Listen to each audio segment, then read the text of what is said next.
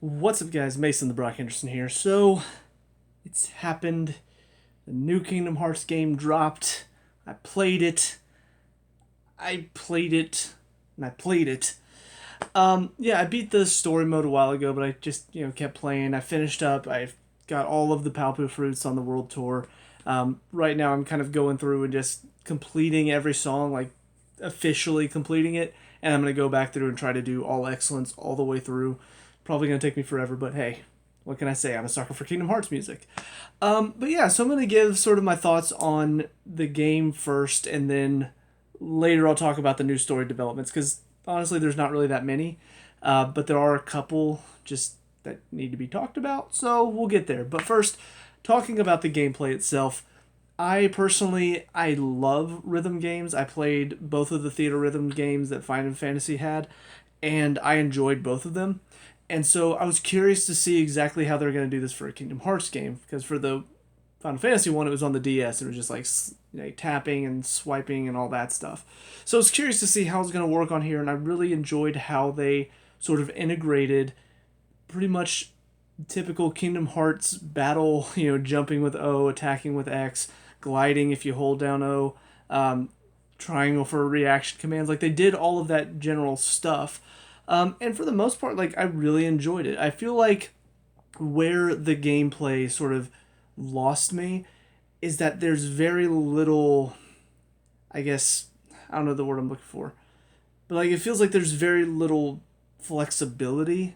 Like you're either running along the track or you're gliding through a story segment, and stuff is playing in the background while you're clicking stuff.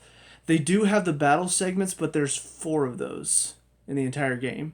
So this is where I feel like the game does fall a little flat, is that you really are stuck. You're either running along the track and hitting stuff, or you're gliding and, you can occasionally use the analog sticks. But for the most part, that's it. And while obviously every song provides something different, there's not a whole lot of changes in that sense. It's always those two, and then occasionally you'll hit the battle segment, and you get to play that like one time, and then 20 more songs where you're either running or you're gliding, and that's it. The only thing I can think of that would have rectified this is just giving us a few more battle segments. And I think I heard some complaints about like why didn't they do every boss of every game. I personally feel like that would have been a lot of fun.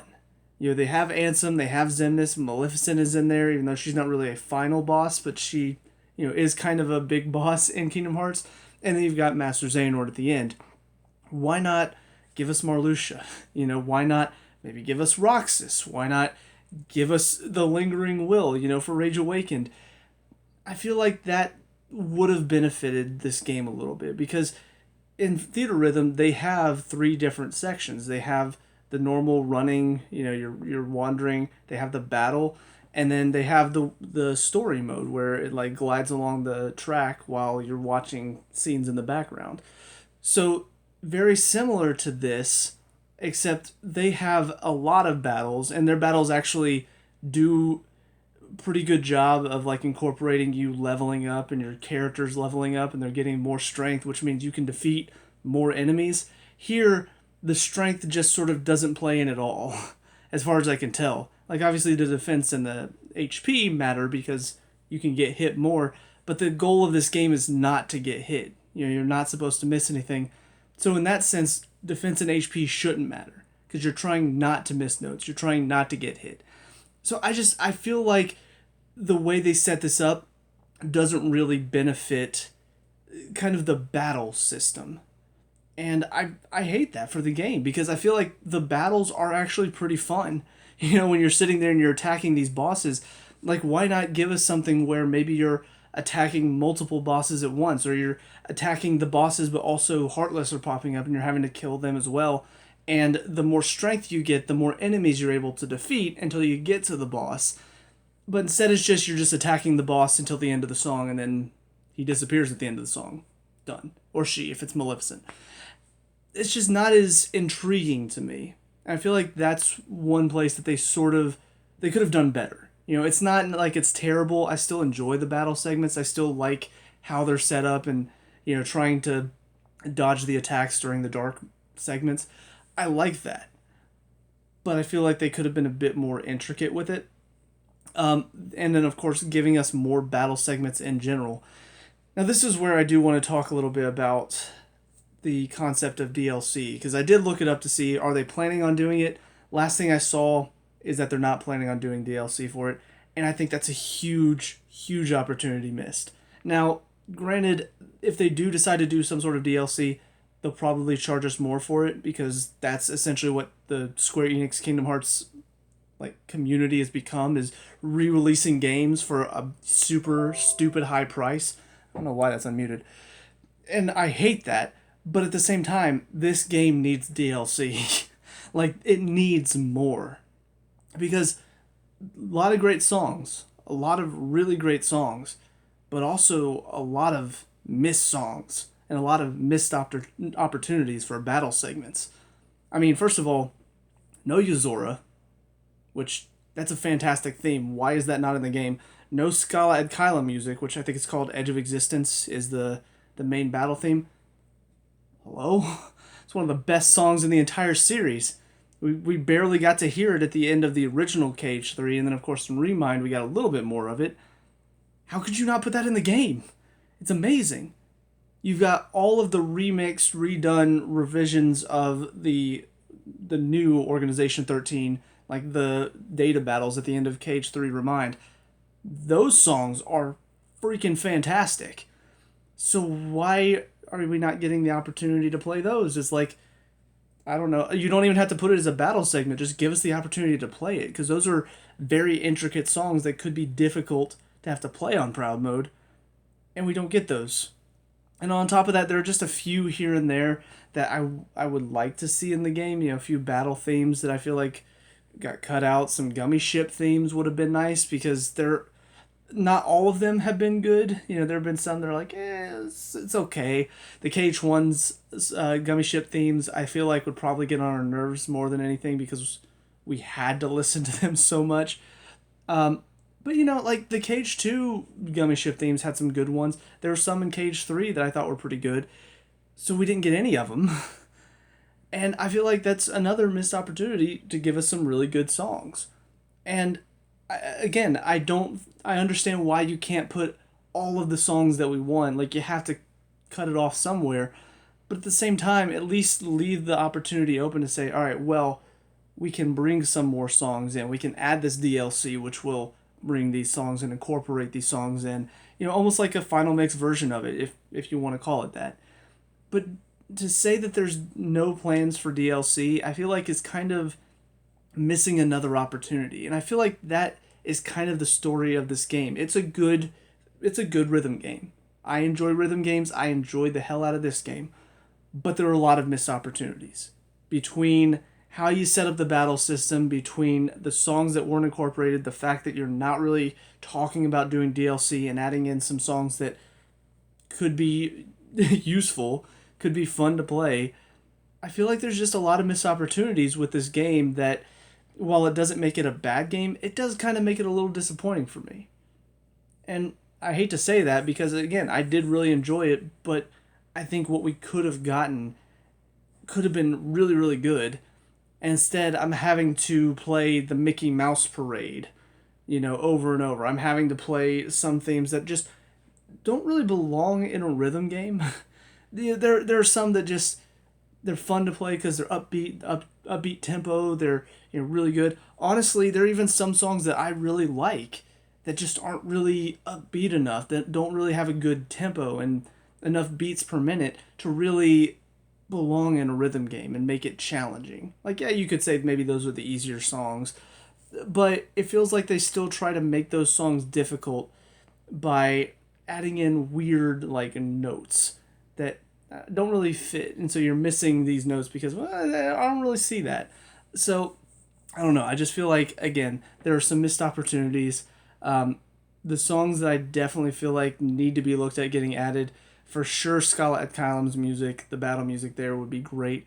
I'd love to get some of the renditions from KH3 of these classics. The tension rising in, what's called it? Corona, the Kingdom of Corona. That rendition whenever you first face like Marluxia's nobodies and stuff. Like my God, it's one of the best renditions of Tension Rising I've ever heard, and it's not in the game. And whenever you see some of the songs that are in the game, I'm thinking, why did we get these but not the other ones? The other thing that I did want to talk about as far as the music is concerned and what songs got kept and what didn't, I really feel like they did Cage 3 a disservice.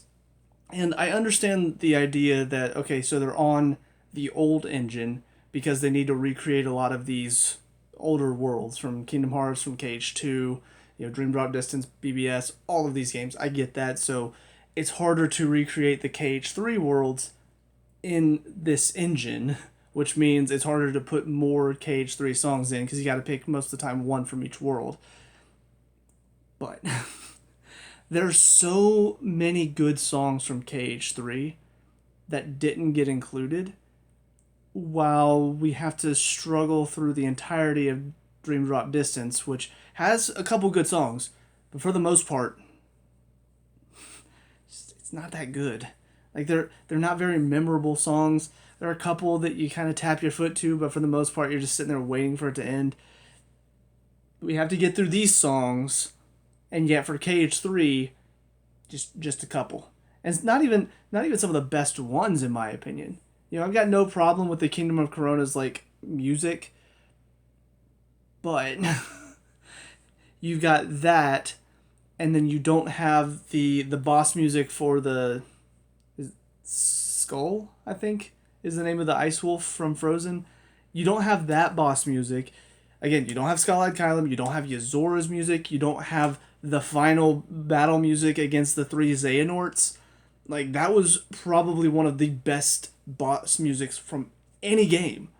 And it's not in the game. And some of the songs that are in here, they even have, like, they included the Circle of Life, they included A Whole New World, they included Part of Your World.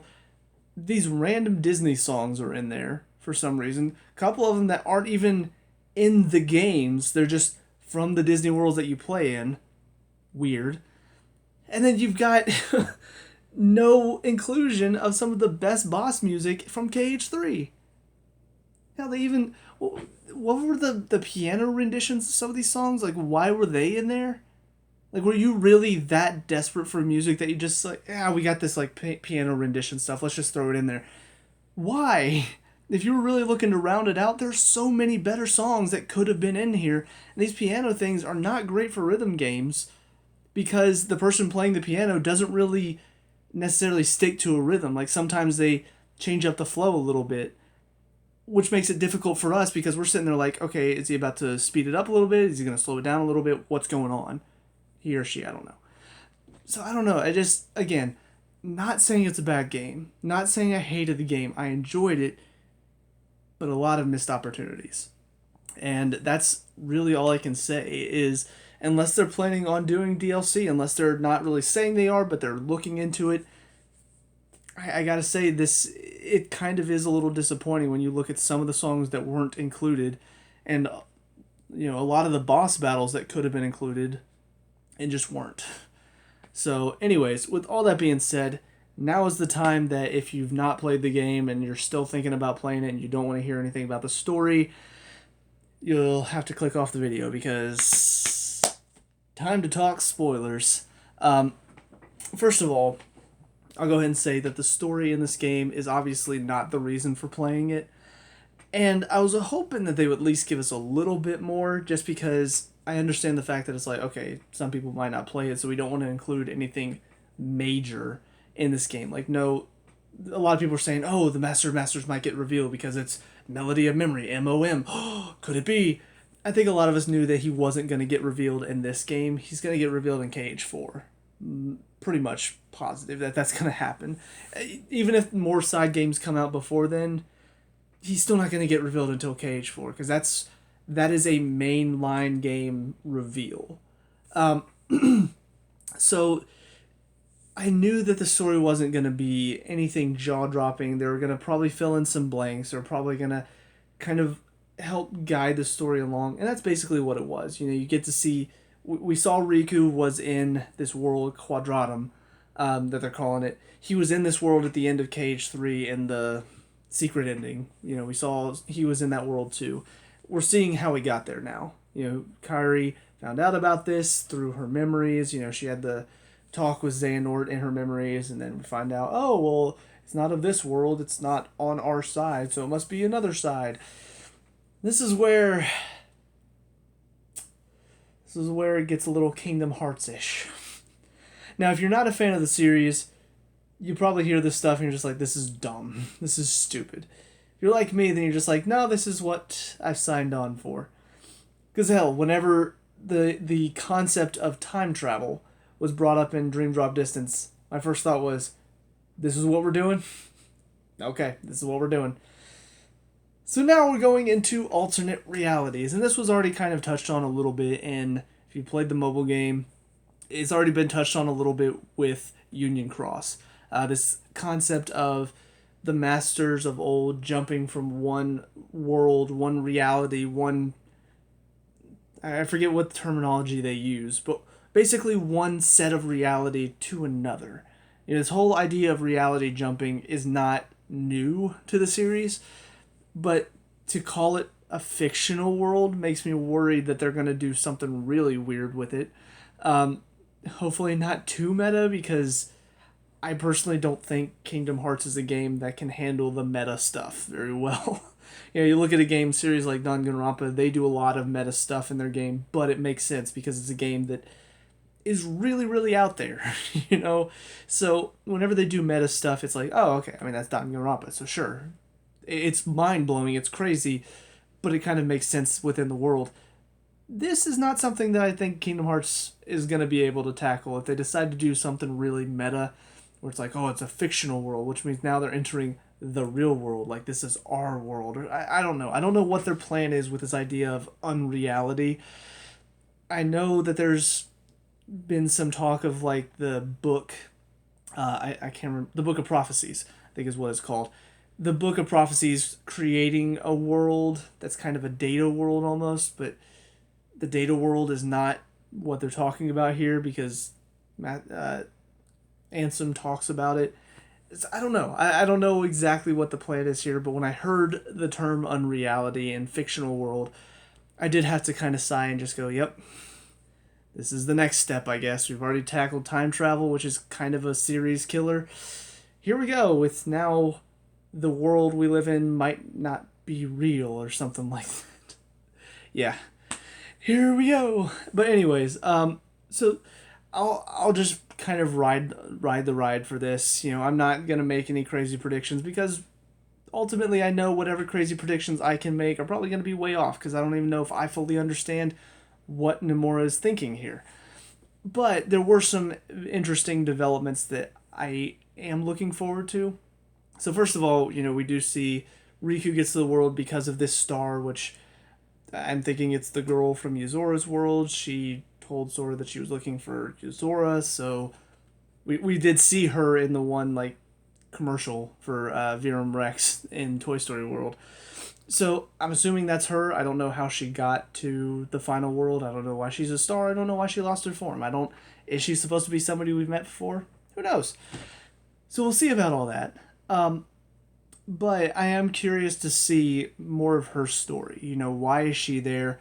Is it somebody that we've known? Is it somebody that maybe when she jumped into our reality, she became somebody else, and it's somebody we've met in like a previous story? I don't know. I'm curious though. But when we see Kairi go back to Master Yi and said, this is where it kind of sets up for, I believe, more side games. We see, Donald and Goofy are going to go tell everyone, hey, stop what you're doing. Which I'm like, why can't they just call them on the phones? You made the gummy phone so you could easily talk to them, and now you're like, hey, Donald and Goofy, go to each of these worlds and tell them personally. Don't call them on the phone. Tell them personally. Please tell me you've not forgotten about the gummy phones. Please. But Mickey's going to go look into the Ancient Masters. He's going to go look into them possibly crossing over to another world, which is something that Xehanort might have also looked into when he was becoming a Keyblade Master. And then the best thing that came out of this game story-wise is that Kairi's going to go train under Aqua. And that's brilliant, because we did see she fights against Master Xehanort in her dream or whatever she's having. She is traveling through her memories, and so there he is, and she's got to fight him. And he just easily, shrugs her aside, and so then Sora has to step in to help her. And I've never been one that jumped on the bandwagon of like, oh, Nomura hates Kairi, look how he treats her.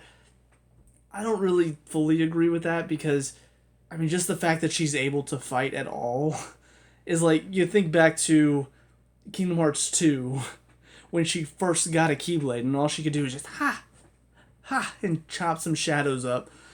She's never really been a fighter. Like, she's not. She wasn't trained as a Keyblade master. She doesn't have any fighting experience. Sora and Riku did all the fighting while she just sort of watched on the sidelines and laughed. She's not a fighter.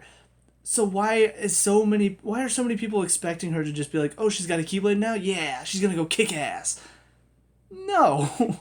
It's way too quick, and I realize, oh, well, she and Lee trained in a place where time doesn't exist, so she's got plenty of time and experience under her belt.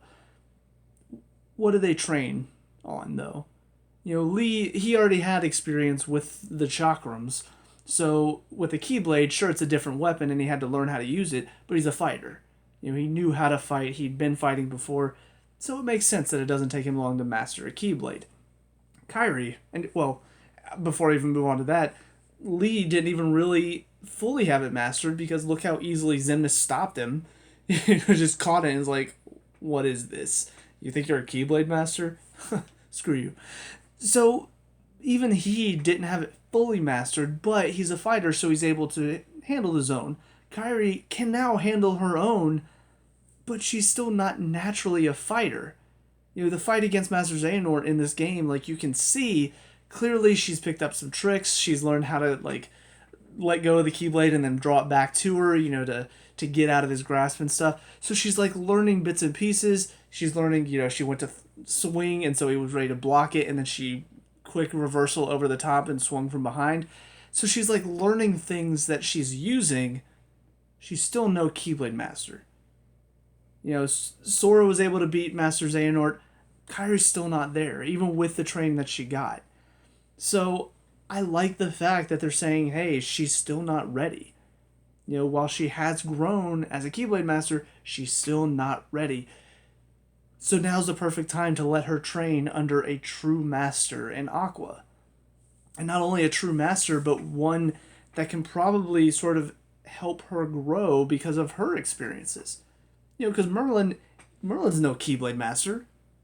He can help them train. He can give them a place to train where they can get maybe a couple years of experience without actually losing any time, but he's still not going to be able to teach them how to use it, how to utilize its powers, how to really truly understand the power of light and all of this stuff.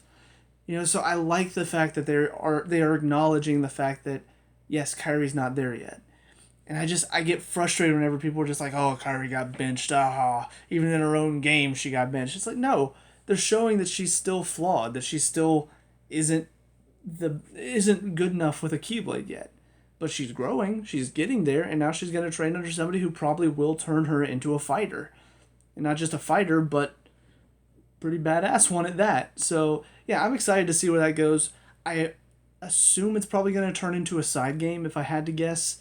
Because ultimately that would be the best way to do it, is to kind of utilize Kairi and Aqua in the same game. I don't know exactly how they would do it. Maybe some sort of threat is encountered in the worlds and maybe the Heartless are still running amok. I don't know. That's going to be the hard part, is like finding, I guess, a new threat for them to take on. Because, ultimately, the darkness is still there. Honestly, it could be something where maybe Maleficent and Pete are the bad guys in their game, and they just have to stop them from their plans, whatever they're planning on doing. I don't know. But, that might be a good idea. They're the ones that are sending Heartless into the world because maybe they're trying to draw out Lushu in the box again. Maybe. But yeah, I would like to see a side game with the two of them. You could maybe even switch back and forth between the two and the fighting and stuff. Almost kind of like a Last of Us type thing where For the first part of the game, you're kind of playing as Aqua because she's the master, she's the one that knows all this stuff, and then somewhere along the way, Kairi is the one that starts stepping up, and so you get to play as her. So it's almost like you start the game with somebody who is just she's got it all. She's mastered the Keyblade. She is an amazing fighter, and you're just kicking butt.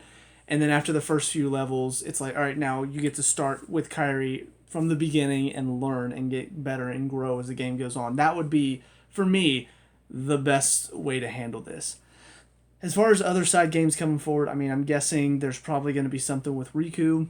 There might be something with King Mickey, maybe. But I do think we are going to get at least one or two more side games before Kingdom Hearts 4 comes out.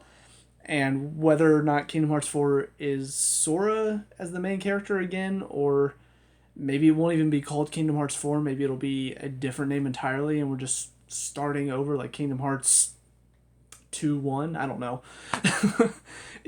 The naming in this series could go anywhere, so we'll see what they decide to do with it. But I am excited to see what they've got planned.